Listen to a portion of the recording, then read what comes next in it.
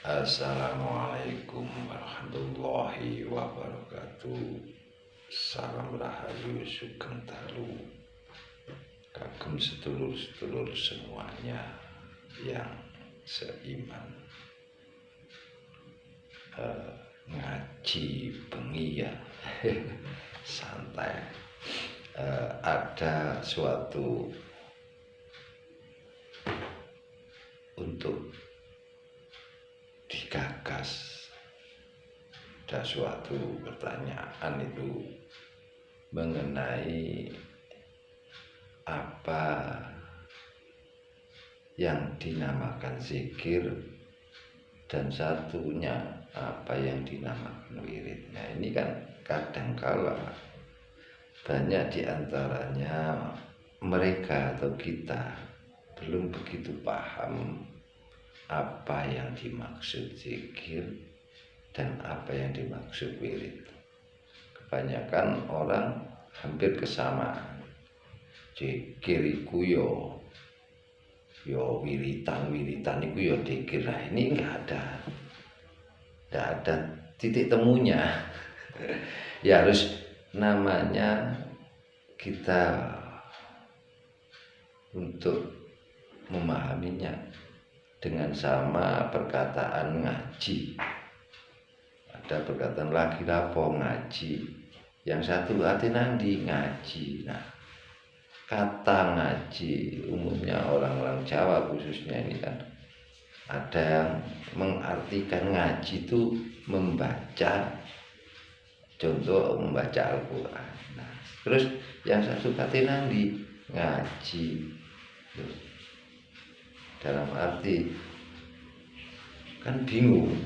Kata kalimat ngaji ini yang benar itu adalah kalau untuk kita lagi ngaji dilihat kok mau Quran, itu namanya bukan ngaji, itu qiraati. Nah, kalau ngaji itu ada tolabi ilmi atau membahas tentang pengertian pemahaman tentang ilmu Allah. Nah, itu baru benar lah. Kadangkala salah kaprah ya. Juga ada orang itu dalam zikir atau dalam penyebutan lah, jangan zikir.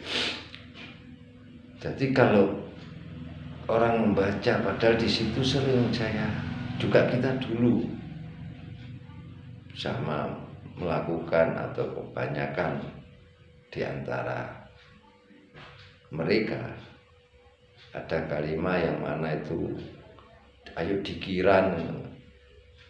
Contoh aja, misal kita ambil kalimat, kan ada itu kalimat afdhalu dzikri ya, kan itu kan awalnya afdhalu dzikri itu keutamaan.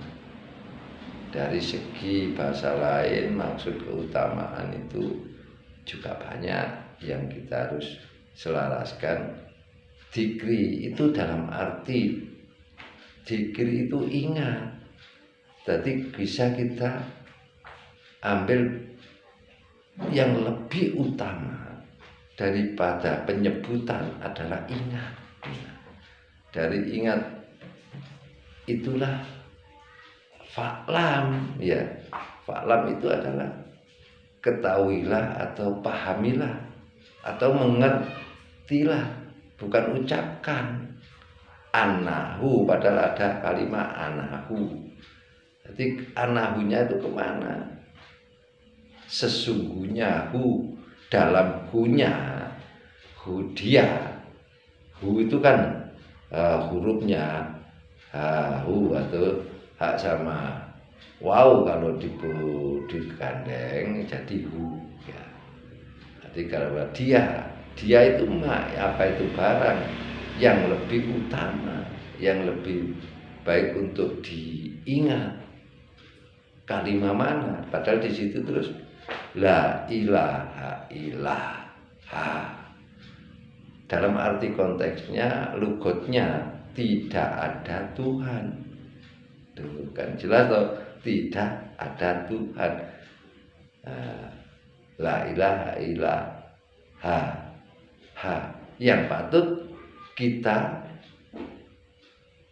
marifati, yang patut kita taati, yang patut kita ibadahi, yang patut kita nyatakan.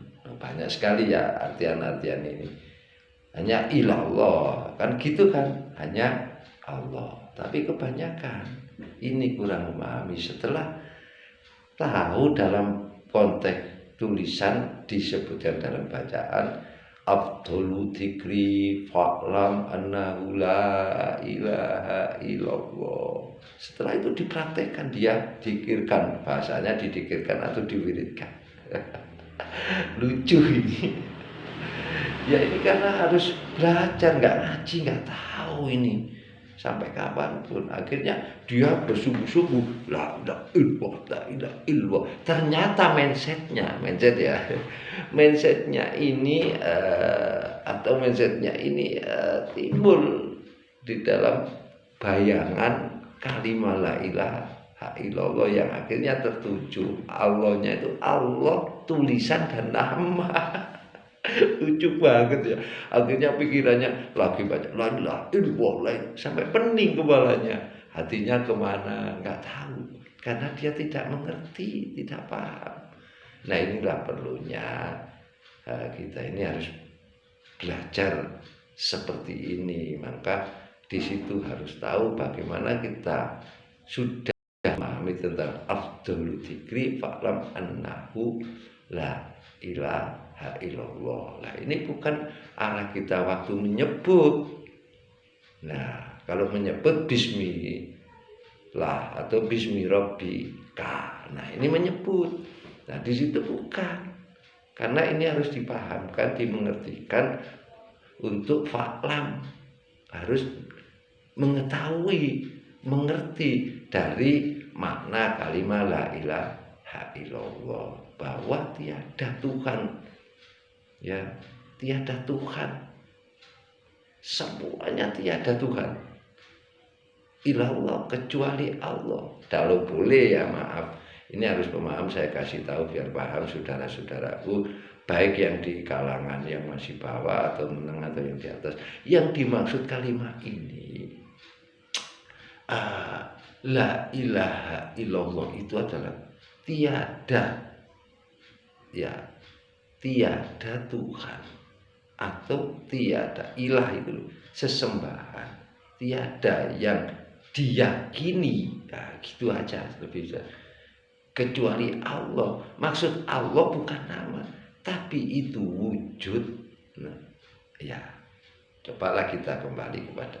Jadi kalau konteksnya kita lebih menjadi konsentrasi secara meditasi atau secara kita untuk memahami kalimat ini, jadi ingatkan, tujukan apa daripada makna kalimat bacaan itu la ilaha illallah, ya akhirnya kita mempunyai tidak ada Tuhan yang sebenarnya itu, ya kesemuanya di dalam apapun, di segala apapun, kecuali wujud.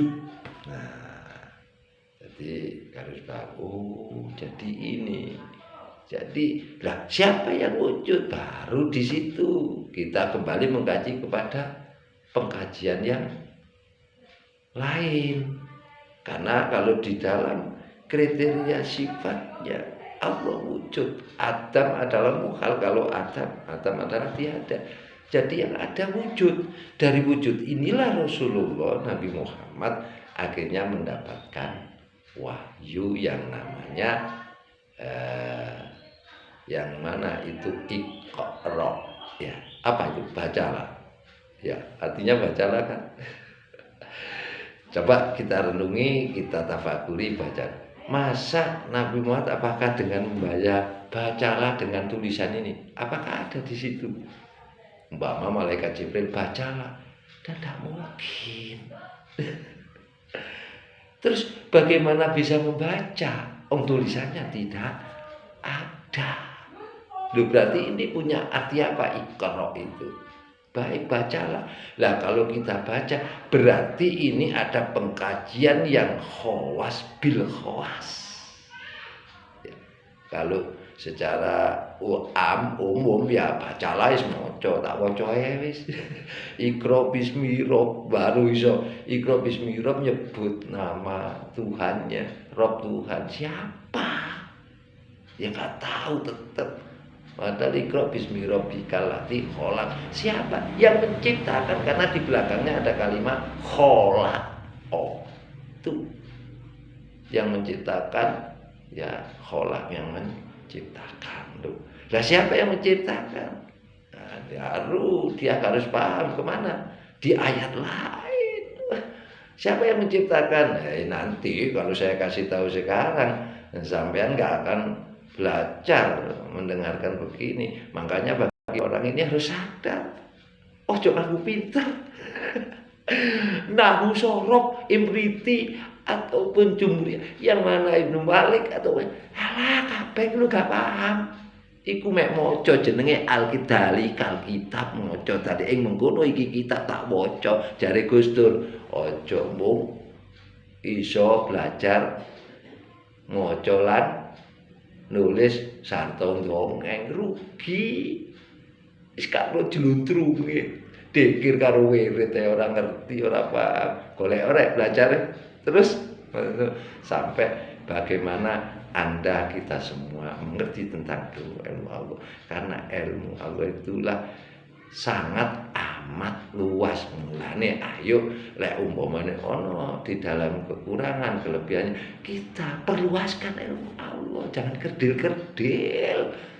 Wis dupe belajar wis aku tahu belajar di A, di B pesantren kono atau di ngene padepokan kono atau di guru kono, akhirnya berdiam diri merasa wah tiba tak takoni Allahu Akbar iku apa? Gak paham. Aku tuh guyu ya. Ya inilah lucunya. Makanya bagi kita, coba kalau nggak percaya agama itu apa? Nggak percaya, udah nggak paham. Agama itu di Al-Quran sudah menyatakan sendiri. Al-Quran pun menyatakan. Ya, agama itu berpikir. Duh, terus kita melakukan agama kok nggak berpikir? Berarti tahu punya agama enggak? Ya nggak punya agama. Oh, Al-Quran sendiri yang menyatakan kok. Qurannya sendiri lu menyatakan. Nggak percaya ayatnya? Kita buka, kita baca. Banyak buat orang-orang sering dilakukan tiap malam Jumat. Itu di kalimat mana? Yang nomor 2, Yasin. Coba, wal Qur'anil hakim, demi, loh kan jelas tuh. Wal Qur, demi Al-Quran. Kan dia menyatakan Quran itu wal Qur'anul hakim. Ini adalah ada hikmah. Dia menyatakan bahwa istilahnya kata aku iki lho re Al-Qur'an iki ayat iki itu penuh hikmah.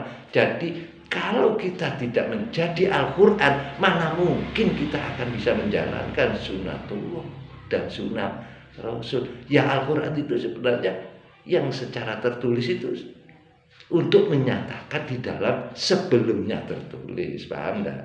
Oke, malam hari ini itulah jadi kita pahamkan mana yang dinamakan zikir, mana yang dinamakan wirid. Ya, endi sing jenenge kalimat ngaji. Ya, itu kudu paham. Wis gampang-gampangan wong Jawa. Ya, iki oke ana sing wis ngerti atau jangan mendengar, jangan malu, jangan isin. Bahwa kepethuk karo golongane wong sing irengan ini iki. Alah, iku ngarang. Oke, ayo argumentasi, lek ngarang, padha buka Al-Qur'an ini. Ya, ini karena lupa kita. Karena kita masih merasa, oh aku belajar ini, aku iso kaya wong ahli batali mu'alim, tapi belum mencapai mu'arif. Ya, mu'alim itu hanya bisa ibaratnya nulis di dalam kertas, tapi tidak bisa mengukir. Yang bisa mengukir itu cuma mu'arif. Makanya belajarlah kepada orang-orang yang mu'arif. Jangan mu'alim itu hanya sampai dituduh diwurui carane gawe klambi. Ya. ataupun gawe celana sarung kupluk ya ngono-ngono iku tok kapan ruwe nek menggawe harus andretakno enggak apa-apa tapi kalau yang lebih indah bagaimana larang ini karena dia mengukir dia tahu membuat baju itu dia buat celana itu dia bisa membuat sarung itu dia bisa membuat kopiah itu maka itu yang harus kamu gurui wong kurung tekone pati dulur amale dhewe gak kanggo mbek Gusti Allah. Percaya kali ora? Tak buka engko ayate ora percaya. Ya. Ayo lek ketemu. Kamu enggak akan bisa sampai kepada Allah kalau kamu belum mencapai titik keakuanmu itu hilang di dalam dirimu. Tidak. Lah sik kowe mek keakuanmu sik kandel nang ngene. Pikiranmu no nggene rasa atimu nang kene nafsu alah iku lho sing jare Gusti Allah padha karo kowe ora tak ampuni wis api-apian wong balon wong bajing wis api utawa wong sing rusak tapi dhewe tidak mensekutukan tiba awake dhewe akeh sing mensekutukan ya ayo berani enggak membuang keakuan dirinya. Nah, kalau sampai sudah berani, baru sampai dikatakan orang muslim. Belum iman lo ya, muslim tok lo ya. Ojo iso syahadat tapi mengakui Islam gak bisa dituntut nanti oleh Allah. Ya, oke. Baik, nanti dilanjut kembali. Assalamualaikum.